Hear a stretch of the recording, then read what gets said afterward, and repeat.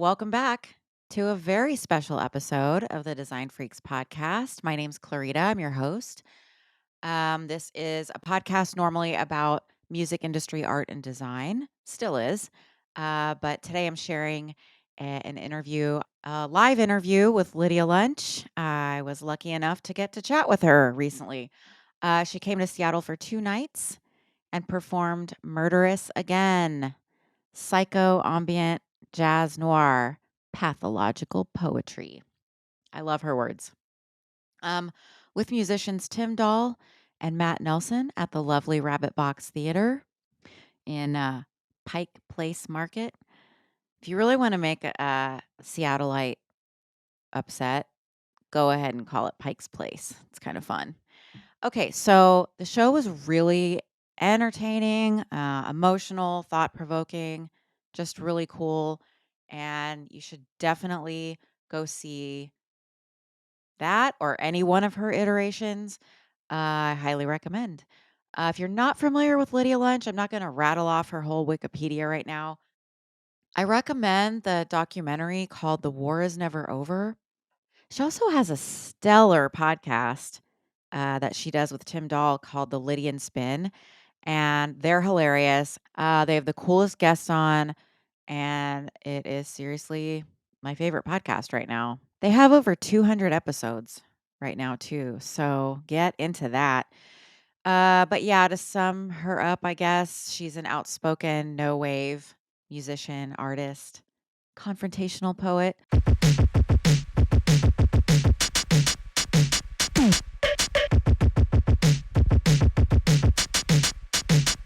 So, yeah, this is not an ordinary Design Freaks. I did ask her some questions pertaining to album covers. And backstage, she also told me this about her record covers from throughout her career. She said the thing that all her covers have in common is that she is looking at you from the cover. She's peering out at you. I did ask her the question I ask all of my guests, what's the first record cover you remember? And her answer is the best. But yeah, she just is an Akashic Records worth of punk rock truth. Just fascinating, hilarious person. Anyway, you'll hear it for yourself. And thanks to everyone at the Rabbit Box Theater, Robin and Drew, Gary Mula, best name in the biz, and the entire staff. It's a very special place here in Seattle at Pike's Place. Quickly before that, I just want to say thank you so much for tuning in. If you enjoy the show, please share with other vinyl and design freaks. Leave a 5-star review. Subscribe wherever you found this. And if you were entertained even mildly, please hit the donate button on my website, and that's DesignFreaksPodcast.com. Find everything there. You can find it all on my link tree. That's all in the show notes, folks, as always. Oh, and as always, for more music-related podcasts, check out ruinousmedia.com. For those of you watching on YouTube, I will have a slideshow up. We did not get video, and I'm so glad we didn't. It's one of those you had to be there things. But I'm going to put up a slideshow of photos from the night of and from record covers from throughout Lydia's career. Those are always fun to look at, so she can watch you while you're watching her, listening to her, watching you. All right, without further ado, here is the interview with Lydia Lunch live at the Rabbit Box Theater, Wednesday, July 19th, 2023, Seattle, Washington. Why? Because the war is never over. Hey. Hi, everybody. Woo. Hi. Welcome. My name's Clarita, and I am Lydia Lunch.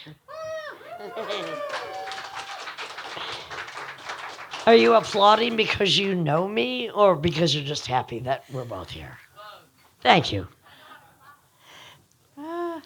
Welcome to the Rabbit Box Theater. Thank you, Lydia, for chatting with me It today. may be my favorite place to perform ever in like Really? 46 years of performing, and I will be back. Good. Whether you want it or not, it doesn't matter. There are other people to insult. Anything to get you back to Seattle sooner. It's been so long, and I don't know why. Yeah. It's been like 10 years. Who's counting? I guess it's me. Oh, thank you. My water. She knows. I don't. Okay. So, my name's Clarita. I'm a local podcaster here in Seattle, and I'm just going to have a little chat ahead of the show with Lydia, and so appreciative and honored to talk to you. I'm honored to talk to you, honey. Woo! And we want to remind everybody, no photos or videos during any of the performances. Because you know why? They always look like shit. I can back that up. Yeah. And no interruptions. And anyway. Excuse me. What did you just say? No interruptions? I really don't need applause.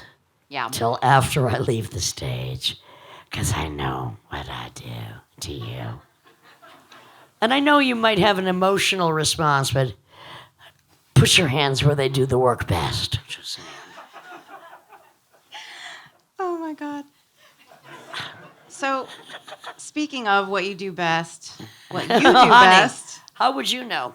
Well, you're guessing. I think we can all guess. You guys have been on tour for a while now. Murderous Again.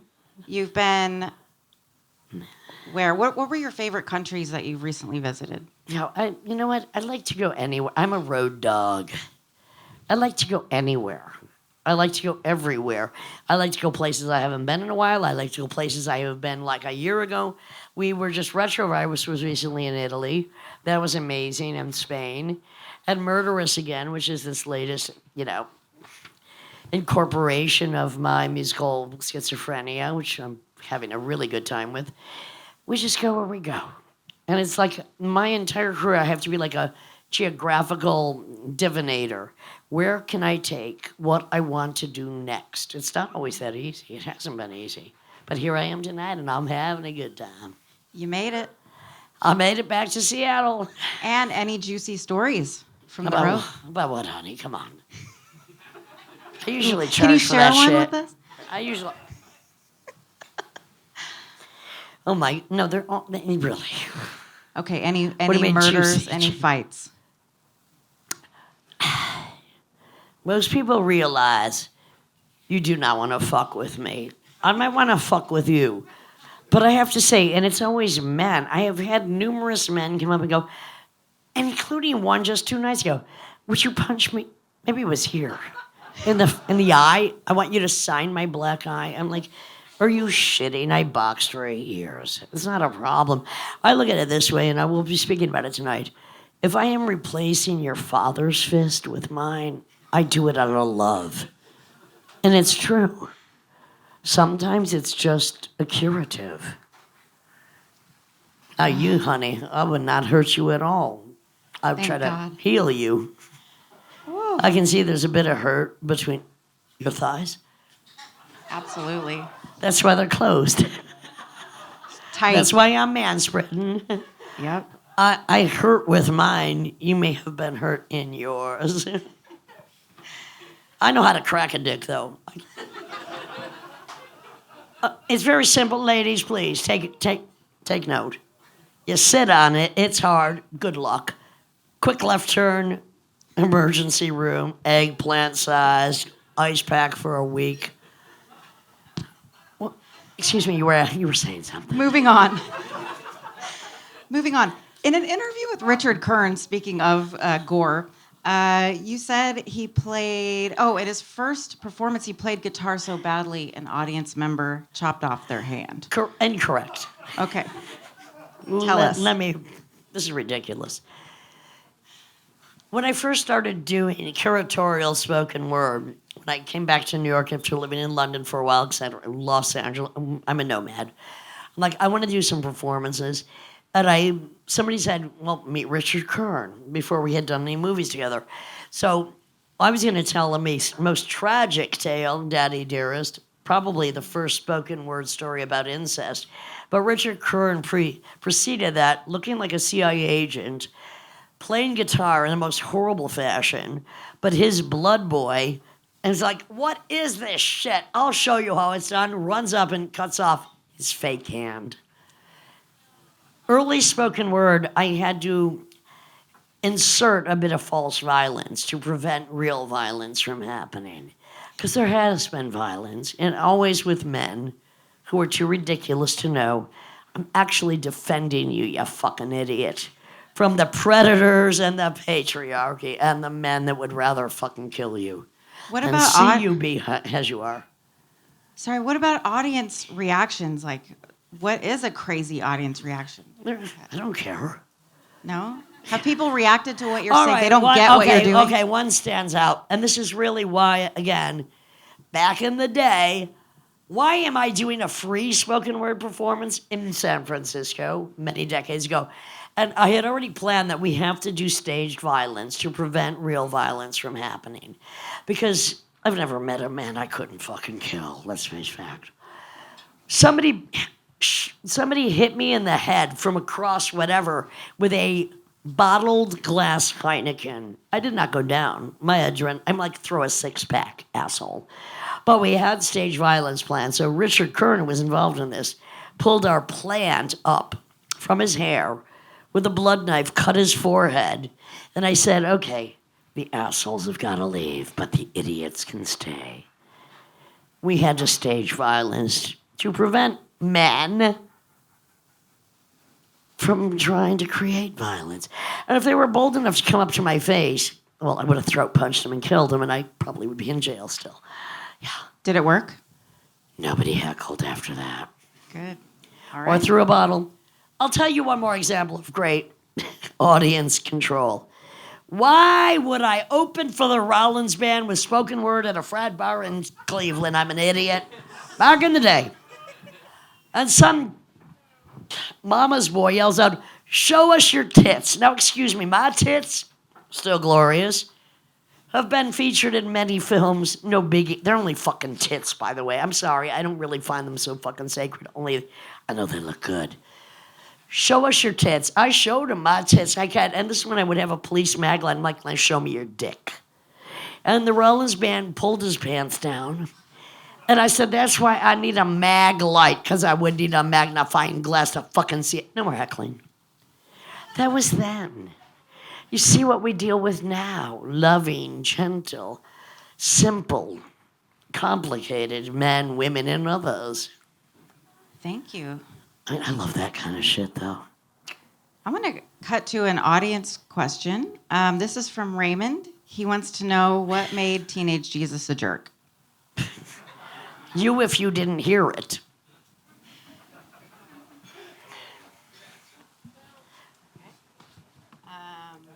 Moving on.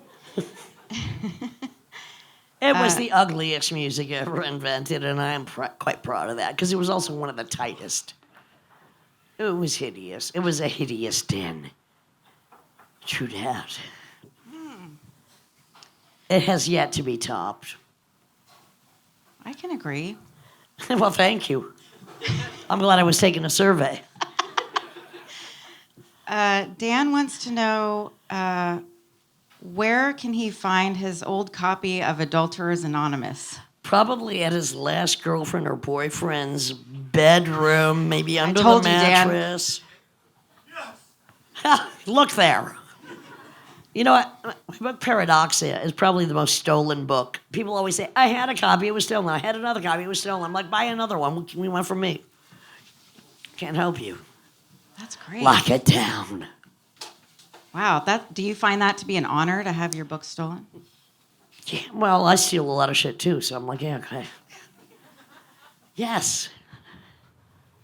Yeah, if you think I make money from my books, only when I sell them personally, so it don't matter to me if it's stolen and bought again.